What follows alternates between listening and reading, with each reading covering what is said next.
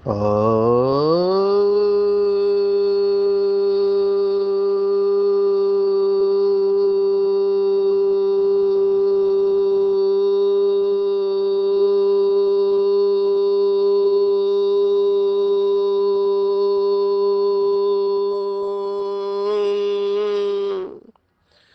शांति। आज 9 फरवरी 2025 भारत में रविवार है। Today is 9 February 2025 and it's Sunday in Bharat. आज की मुरली का जादुई रहस्य स्वयं को प्रेरणा देने के लिए magical secrets of today's Murli for motivating the self.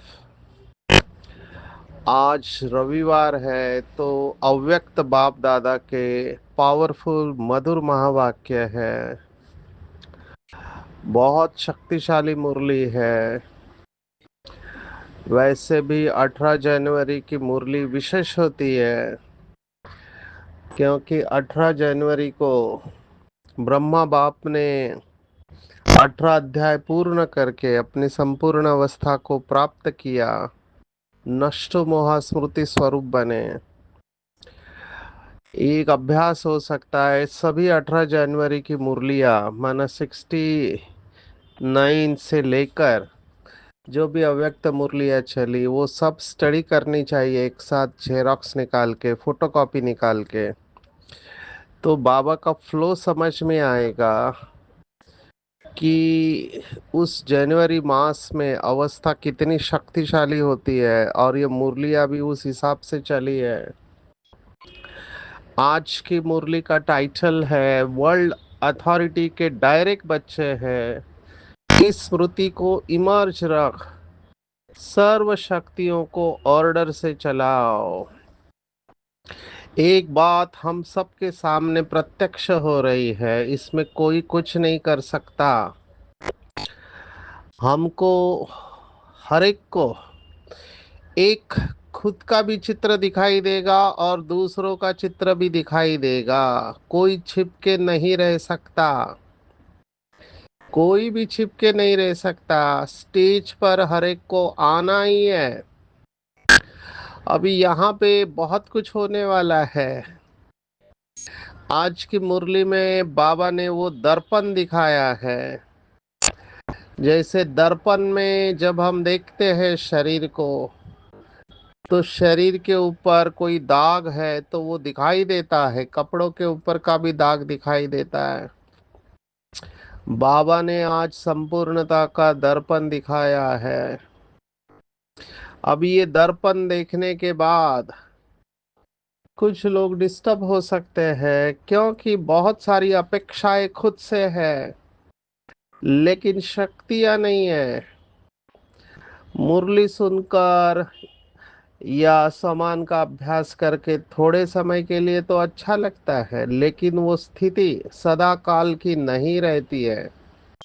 और यही बात हमको अंदर से खुद को पता चलेगी, दूसरों को भी पता चलेगी तो नंबर यहाँ पर ही दिखाई देंगे।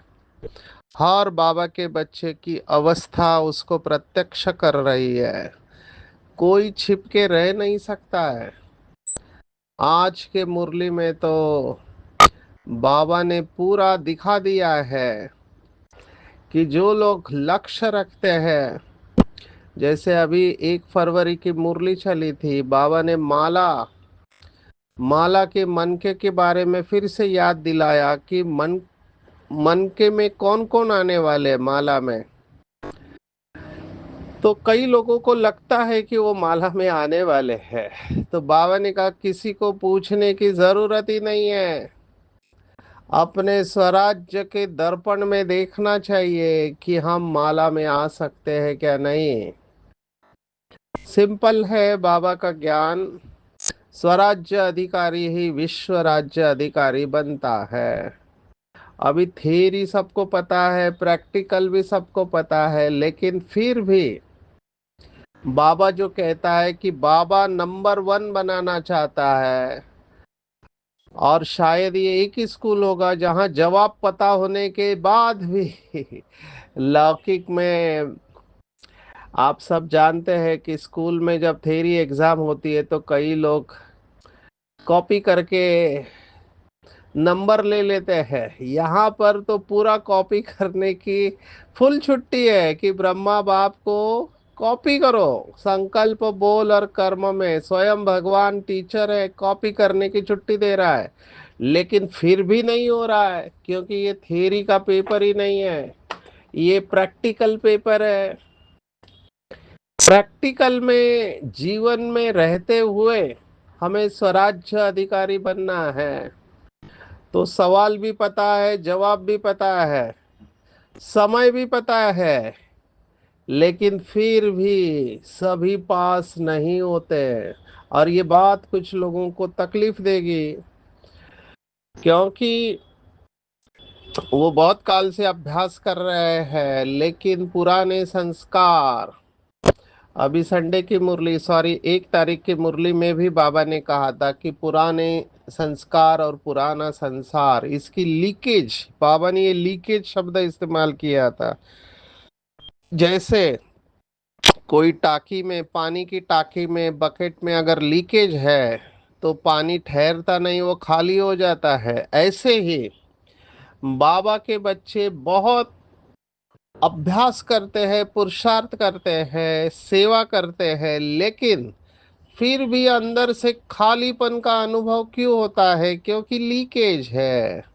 आज की मुरली में भी बाबा ने लीकेज शब्द इस्तेमाल किया है। लीकेज माना जैसे किसी टाकी में छेद होता है तो टाकी का पूरा पानी खाली हो जाता है, ऐसे व्यर्थ संकल्पों की लीकेज, व्यर्थ की लीकेज बाबा ने कहा, वेस्ट थॉट्स, व्यर्थ। बाबा ने कई मुरलियों में कहा आखिरी पेपर व्यर्थ का होगा, बहुत व्यर्थ चलाएंगे लोग, बहुत व्यर्थ चलाएंगे, और ऐसी परिस्थितियां भी आएगी जिसमें व्यर्थ संकल्प चलने के मार्जिन होंगे। माना परिस्थितियां व्यर्थ चलाने को फोर्स करेगी।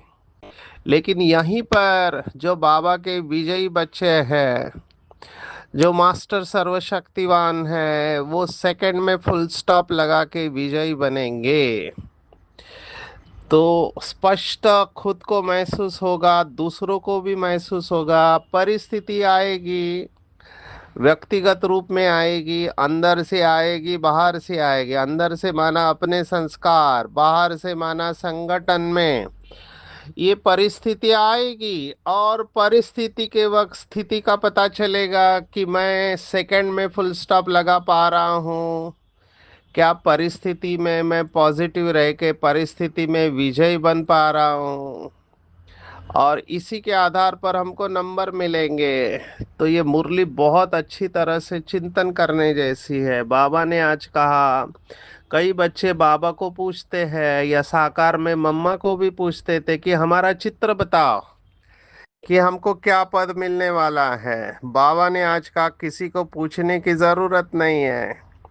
3 शब्दों को फिर से अंडरलाइन करेंगे आज की मुरली में। बाबा ने देखो कैसे पकड़ा है। बाबा नहीं चाहता कि बच्चे लास्ट में पश्चाताप करे, हालांकि ये होने वाला है, इनएविटेबल, अंग्रेजी में कहते हैं inevitable is going to happen.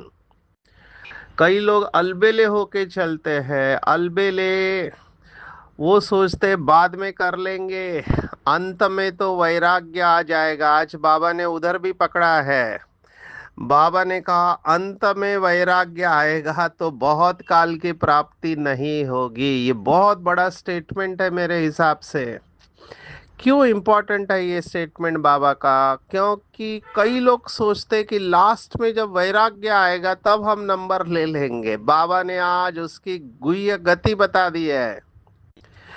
बाबा ने स्पष्ट रूप से कहा बहुत काल का अभ्यास बहुत काल की प्राप्ति कराएगा। अगर आप लास्ट में आपको वैराग्य आएगा तो बहुत काल नहीं हुआ। ये बहुत इंपॉर्टेंट बात है, इसको लाइटली नहीं लेना, इसके ऊपर बहुत गहराई से चिंतन करना। क्यों पीछे आने वालों को चैलेंजेस है, इसका जवाब इस वाक्य में है।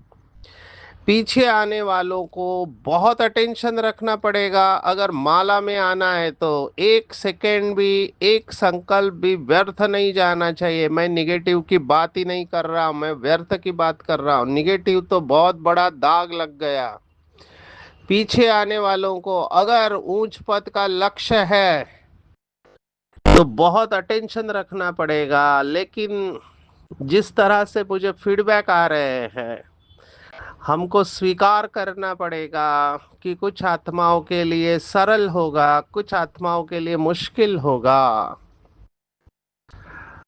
अभी जिस तरह से मानसिक बीमारियां बढ़ रही है, मैं देख रहा हूँ डिप्रेशन बढ़ रहा है, मैं देख रहा हूँ चिंता की बीमारी बढ़ रही है, मैं देख रहा हूँ नींद की समस्याएं बढ़ रही हैं, व्यर्थ संकल्प बन रहा है, अच्छे अच्छे लोग जा रहे हैं डिप्रेशन में। तो मुझे समझ में नहीं आ रहा ये सब कैसे हो रहा है। कोई कारण नहीं है। अभी जो कोई कारण है तो मैं समझ सकता हूँ, कारण भी बनते हैं, लेकिन बिना कारण के भी जा रहे हैं। तो हम इसको अलग अलग शब्द मेडिकल साइंस में इस्तेमाल करते हैं, एंडोजीनस डिप्रेशन कहते, कोई कारण नहीं है। समझो किसी को फाइनेंशियल लॉस हुआ, किसी ने कुछ बोला, या और किसी की मृत्यु हो गई, वो मैं समझ सकता हूँ कि डिप्रेशन में जाते, कोई कारण नहीं, अचानक चले जाते हैं। ये एंडोजीनस डिप्रेशन है, माना ये मेडिकल शब्द है। कई लोग सीजन बदलता है तो डिप्रेशन में जाते हैं। एक बीमारी होती है, अभी इसका नाम भी अंग्रेजी में सैड रखा हुआ है, सैड। वैसे भी उदास को अंग्रेजी में सैड शब्द इस्तेमाल करते हैं, SAD, सैड। लेकिन ये सैड टेक्निकल शब्द भी है, इसका फुल फॉर्म है seasonal affective disorder. Affect mood को कहते हैं अंग्रेजी में, अफेक्ट माना मूड। तो कई देशों में जहाँ पे सूर्य का प्रकाश नहीं आता है तो वहाँ पे ज़्यादा देर तक अंधेरा रहता है, बादल रहते हैं। तो बादल रहने के कारण और सूर्य का प्रकाश नहीं मिलने के कारण वो लोग डिप्रेशन में जाते हैं। तो उसको सीजनल अफेक्टिव डिसऑर्डर कहते हैं। आजकल अगर आप देखो, सुबह सुबह लोग कार में जाते हैं तो कार में भी काली फिल्म लगाई हुई रहती है। हालांकि भारत में अभी उसके ऊपर बंदी आई है, फिर भी लोग लाइट कलर की लगाते हैं। घर में भी सूर्य के प्रकाश को आने नहीं देते, ऑफिस में एसी रहती, कार में एसी, दिन भर ऑफिस में रहते, सूर्य के प्रकाश को लेते ही नहीं है। तो सूर्य का प्रकाश न मिलने के वजह से हमारे शरीर के अंदर विटामिन डी भी नहीं बनता है। ये विटामिन डी भी हमारे मूड के साथ कनेक्टेड है, जुड़ा हुआ है। और तो और हम अभी देख रहे हैं, एज ए डॉक्टर मैं आपको बताना चाहूँगा कि बहुत सारे भाई बहनों में विटामिन B12 और विटामिन डी की डेफिशिएंसी हम देख रहे हैं। विटामिन B12 और विटामिन डी की डेफिशिएंसी माना उसकी कमी है, और इसके वजह से भी बहुत सारी बीमारियां आती है। तो जब भी हम चेक करते हैं मधुबन में और कहीं पर भी, मेजॉरिटी लोगों की विटामिन B12 और डी कम होते हैं। तो ये भी एक कारण है मानसिक बीमारी का। तो कहने का भाव मेरा ये था, ये सब उभर के आने वाले हैं, जिसको हम कहते हैं कि जो कर्म किया है जाने से पहले उसका फल तो भुगतना पड़ेगा, किसी न किसी रूप में आएगा। अभी हमारे पास दो ऑप्शन है, जैसे ब्रह्मा बाबा ने और मम्मा ने, हमारे दादियों ने मालिक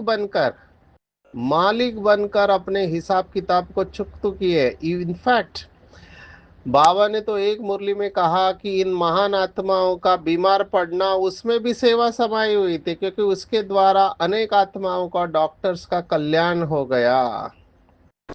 तो उन्होंने देखो बीमारी में भी सेवा किया।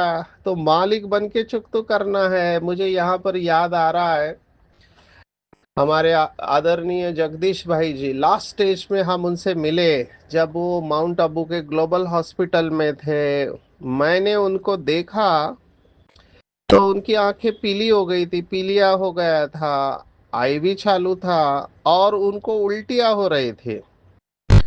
आप सब जानते हैं कि उनको लीवर का कैंसर हुआ था, तो उसमें ये सब होता है। लेकिन उस आत्मा को जो तकलीफ में देख रहा था, वो तकलीफ के बाद मैं उनसे मिला, तो उन्होंने उस हालत में भी मुझे कहा कहाँ से है, मैंने कहा मुंबई से हूँ, तो उन्होंने कहा कि वहाँ के सभी भाई बहनों को मेरी याद देना।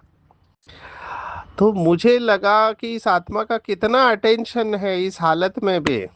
और दूसरा मुझे जो थॉट आया कि इस आत्मा ने इतनी यज्ञ की सेवा किया, अपने खाने का ध्यान नहीं रखा। माना हमारे आदरणीय जगदीश भाई जब किताब लिखने बैठते थे तो खाना पीना सब भूल जाते थे, उनका हाथ ऑटोमेटिक चलता था। इसको अंग्रेजी में ऑटोमेटिक राइटिंग कहते हैं, जब सबकॉन्शियस माइंड हाथ के साथ जुड़ जाता है। उन्होंने भी कहा मेरा हाथ कैसे चलता है मुझे ही नहीं पता चलता है, ये बाबा का वरदान था उनको। लेकिन उन्होंने अपने तबीयत का ध्यान नहीं रखा, बहुत सेवा किया। कॉन्शियसनेस के ऊपर पेपर प्रेजेंट किया, इटर्नल ड्रामा माना अविनाशी नाटक के 2 किताब लिखे, भगवत गीता के ऊपर। मुझे याद है मैं पूना में गया था, पुणे करके एक जिला है महाराष्ट्र में, बहुत फेमस है, वहाँ भांडारकर रिसर्च इंस्टीट्यूट है। तो मैं भगवत गीता के स्टडी के लिए वहाँ किताब देखने गया, तो वहाँ के लाइब्रेरियन ने भी कहा, जो भी काफी बुजुर्ग थे, कि आपका एक भाई आता था और वो थैलियाँ भर कर किताब लेके जाते थे। तो वहाँ सब रिसर्च की किताबें रखे हुई है। तब मुझे पता चला कि आदरणीय जगदीश भाई वहाँ से स्टडी करके जाते थे या स्टडी करने आते थे। वहाँ बहुत पुराने ग्रंथ रखे हुए हैं। तो इस आत्मा ने इतनी सेवा किया, तो इसको इतनी तकलीफ क्यों, मेरा ये थॉट था। लेकिन बाबा ने जब उनका शरीर छूटा तो मैसेज में कहा कि बच्चे का संकल्प था कि धर्मराजपुरी में नहीं जाना है, इसलिए बच्चे के सभी हिसाब किताब इधर ही चुकतू हो गए। आप सोचो, ये आत्माएं, इन्होंने यज्ञ की इतनी सेवा किया, उन्होंने अपने हिसाब किताब खुशी खुशी से चुकतू किए, योग बल से सहन शक्ति के आधार पर चुकतू किए। तो हमको भी ये लक्ष्य रखना चाहिए कि हम सब का पार्ट अलग अलग है, कर्म अलग अलग है, तो हमारे सामने ये सब पेपर आने वाले हैं। तो हमको हिम्मत रखना है, पहले तो हिम्मत नहीं हारना है। क्योंकि मैं देखता हूँ मानसिक बीमारी वाले जो रुग्ण होते हैं, पेशेंट, वो इम्पेशेंट हो जाते हैं, माना उनका पेशेंस खत्म हो जाता है, और फिर वो और बीमारी को बढ़ाते हैं। तो 2 क्वालिटीज आपको बहुत मदद करेगी पेपर्स के वक्त, एक धैर्यता, धैर्यवान करेज रखना है, दूसरा हिम्मत रखना है। कोई भी पेपर लंबे समय तक नहीं होता है, हमको सहन शक्ति को बढ़ाना है। धैर्यता, हिम्मत और सहन शक्ति के आधार पर ये जो भी पेपर हमारे सामने या तो आ रहे हैं या आने वाले हैं, उनका आह्वान नहीं करना है, लेकिन आए तो खुशी खुशी से उसको चुकतो करना है, योग बल से उसके ऊपर विजय प्राप्त करनी है। मैं इसलिए कह रहा हूँ, मुझे रोज एक मैसेज और कॉल आता है कि कब तक बीमारी रहेगी, पुरानी बीमारी फिर से इमर्ज हो गई। तो ये सब होने वाला है, हमको शौक नहीं लगना चाहिए। बाबा ने कितनी बार मुरली में कहा, शौक नहीं लगना चाहिए ड्रामा में। जो होगा अच्छे के लिए होगा, इसमें सबका कल्याण समाया हुआ है। नो इनसिक्योरिटीज, अंदर में कोई भी असुरक्षितता अपने अंदर रखनी नहीं है। ज्ञान की गहराई में जाना है, जैसे बाबा ने कहा, डुबकी लगा कर रहो, स्नेह के सागर में डुबकी लगाए हुए रहो, तो किसी भी बात का सेक नहीं आएगा। आज बाबा ने शुरुआत में ही कहा कि आज देश विदेश में बच्चे स्नेह के सागर में लवलीन है।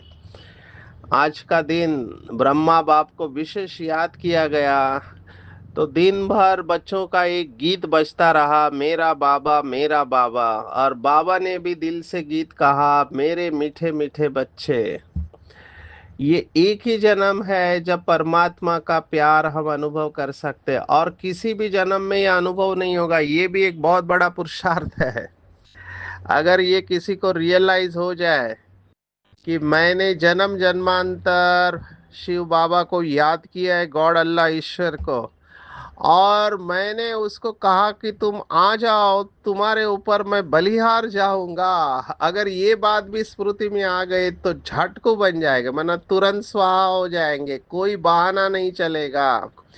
हमारे दादियों ने एक करके दिखाया। आप दादियों की अगर हिस्ट्री सुनते हो, रोंगटे खड़े कर देंगे। 2 महीने का बच्चा छोड़कर आ गए, एक पति है, बच्चे हैं, इन सबको छोड़ के कैसे भागे होंगे शुरुआत में जब भट्टी बनने थे।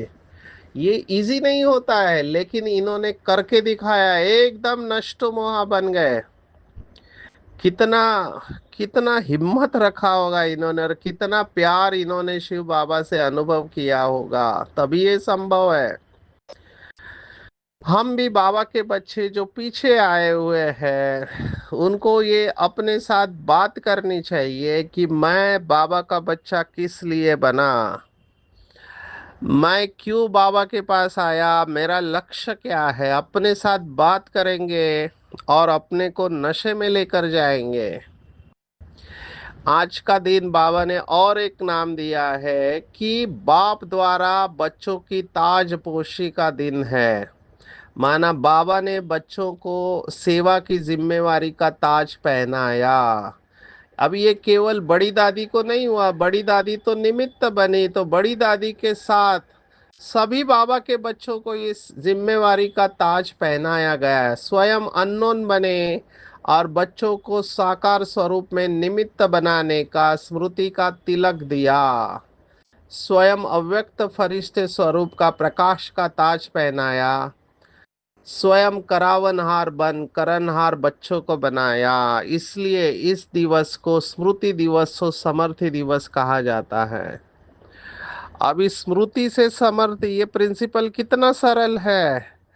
केवल स्मृति को शक्तिशाली बनाओ तो समर्थि अपने आप आ जाएगी। लेकिन वही है, बाबा ने कहा कुछ समय पहले मुरलियों में कि सोचते बहुत है लेकिन स्वरूप नहीं बनते हैं। अगर मैं क्लास में किसी को पूछूं तो बहुत अच्छे अच्छे पॉइंट सुनाते हैं सामान के, लेकिन उसका अनुभव नहीं है। अनुभव नहीं है, अनुभव को अथॉरिटी कहा गया। इसी आधार पर नंबर बन रहे, इसी आधार पर राजा और प्रजा बन रही है, अनुभव।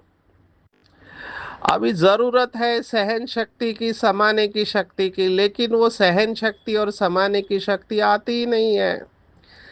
तो समान में तो बोलते हैं मास्टर सर्वशक्तिवान, तो फिर समय पर शक्ति आती क्यों नहीं है। बाबा ने आज इसका भी जवाब दिया है। कहते हैं बाबा ने, देखो क्या कहा कि हुजूर शिव बाबा है तो हुजूर जल्दी हाजिर हो जाता है, तो हुजूर के द्वारा जो शक्तियां मिल रही है वो हाजिर क्यों नहीं होती है। बाबा ने ये प्रश्न पूछा है। हुजूर हाजिर हो जाता है तो हुजूर की शक्तियां क्यों नहीं हाजिर होगी। तो इसलिए हाजिर नहीं होती क्योंकि विधि पूर्वक मालिकपन की अथॉरिटी से ऑर्डर नहीं करते, तो मालिक नहीं बने हैं। बाप की प्रॉपर्टी बच्चों के लिए है तो अधिकार स्वरूप की सीट से ऑर्डर करना है। अभी कौन सा अधिकार कि मैं वर्ल्ड अथॉरिटी का डायरेक्ट बच्चा हूँ, ये आज की मुरली का टाइटल है। ये जो डायरेक्ट ईश्वरीय संतान है, ये बहुत बड़ी बात है। इसको फील करना है। कई लोगों को शब्द फील नहीं होते, माना वो अनुभव में नहीं आते कि हम डायरेक्ट ईश्वरीय अथॉरिटी के बच्चे हैं। ये नशा इमर्ज रहे तो सर्व शक्तियाँ जी हाजिर हो जाएगी और स्वयं भी समर्थ रहेंगे और सर्व आत्माओं को भी समर्थ बनाएंगे। अगर समर्थ नहीं है तो समझने का व्यर्थ है। यही कारण है, या तो व्यर्थ है या समर्थ है, या तो दिन है या रात है, दोनों एक साथ नहीं रह सकते। व्यर्थ चलता है, इसका मतलब यह है कि समर्थ का अभ्यास कम है। 3 शब्द, इसको बार बार रिवाइज करना। अचानक, एवर रेडी और बहुत काल का पुरुषार्थ। जो भी होना है अचानक होना है, शौक नहीं लगना चाहिए। अपना विनाश या सृष्टि का विनाश या परिवर्तन अचानक होना है। दूसरा, सदा एवर रेडी रहना है। एवर रेडी माना मरने को तैयार नहीं। कई लोग एवर रेडी को समझते मैं तो मरने को तैयार हूं, नहीं। एवर रेडी मतलब ज्ञान, गुण और शक्तियां इन सब में संपूर्ण बन के एवर रेडी रहना है। और तीसरा, बहुत काल का अभ्यास चाहिए। बहुत काल का अभ्यास बहुत काल की प्राप्ति दिलाएगा। तो चेक करने को बाबा ने कहा सारे दिन में कितना वेस्ट हुआ, कितना बेस्ट हुआ। ये वेस्ट की आदत बहुत समय के होने के कारण लास्ट घड़ी में धोखा दे देगी, नंबर वन के बजाय नंबर वार बन जाएगी। अभी मुझे कुछ बाबा के बच्चे पूछते हैं कि मेरी कुछ समय तक अवस्था अच्छी रहती है, फिर पता नहीं क्या हो जाता है। उसका मैकेनिज्म है कि पुराने संस्कार परिवर्तन नहीं हुए, केवल ज्ञान, योग और सेवा से दबे पड़े हैं। दबे पड़े हैं, वो परिवर्तन नहीं हुए, इसलिए समय समय पर वो इमर्ज होते रहते हैं। तो बाबा ने कहा दर्पण में देखो कि मैं अधिकारी हूं या अधीन हूं। अधीन का लक्षण बाबा ने बताया कि चाहते नहीं है फिर भी हो जाता है, यह अधीन आत्मा है। जो भी बच्चे कहते हैं हम चाहते नहीं है लेकिन हो जाता है, ये सब अधीन है। तो अधीन नहीं बनना है, अधिकारी बनना है। जैसे ब्रह्मा बाप ने अभ्यास किया, क्या अभ्यास किया कि दरबार लगाते थे, मन मंत्री को बोलते थे कि ऑर्डर में थे या नहीं।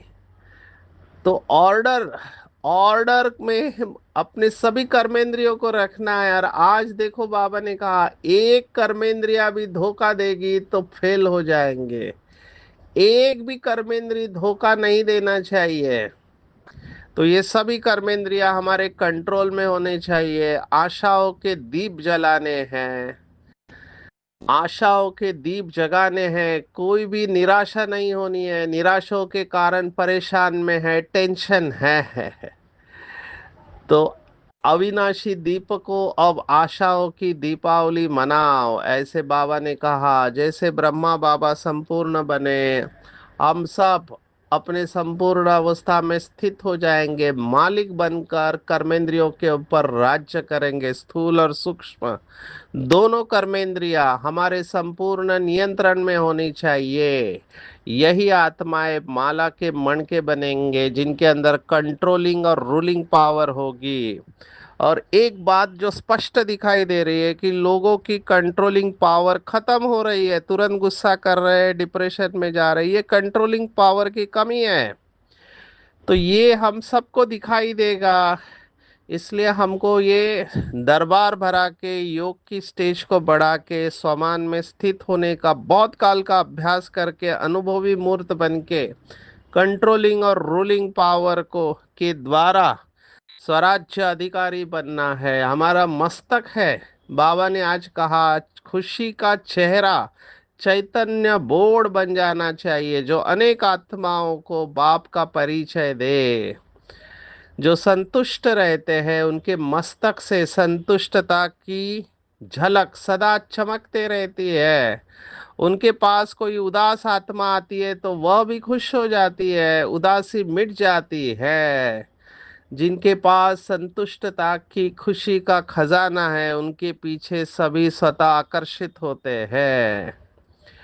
तो ऐसे संतुष्ट मणिबान अनेकों को संतुष्ट करने वाले साक्षात्कार मूर्त बनते हैं। तो चेक करना चाहिए क्या मैं संतुष्ट हूँ या अभी भी मेरे अंदर कई सारी असंतुष्टता है। असंतुष्टता का कारण है अप्राप्ति और अप्राप्ति का कारण है कोई ना कोई इच्छा।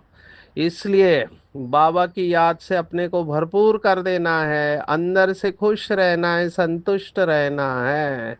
परिस्थिति तो आएगी, चोट लगाने वाला चोट लगाएगा, लेकिन हमारा काम है अपने को बचा लेना।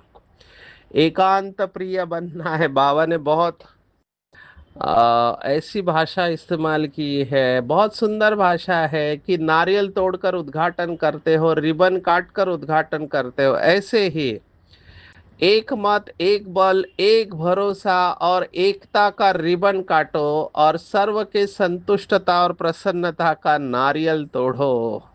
तो नारियल है संतुष्टता और प्रसन्नता।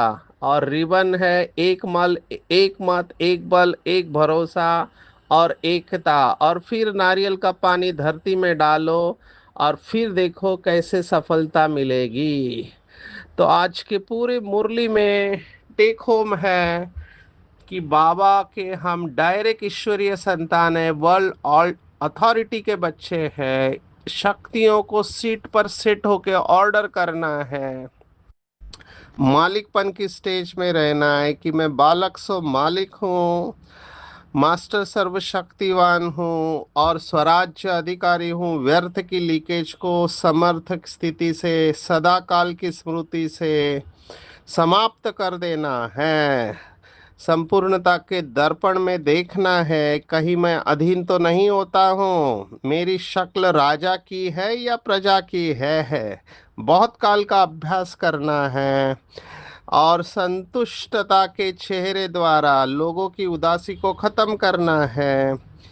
चोट से अपने आप को बचाना है और एक मत एक बल एक भरोसा एकता की रिबन काटनी है और संतुष्टता प्रसन्नता का नारियल फोड़कर सफलता प्राप्त करनी है। अच्छा, ओम शांति।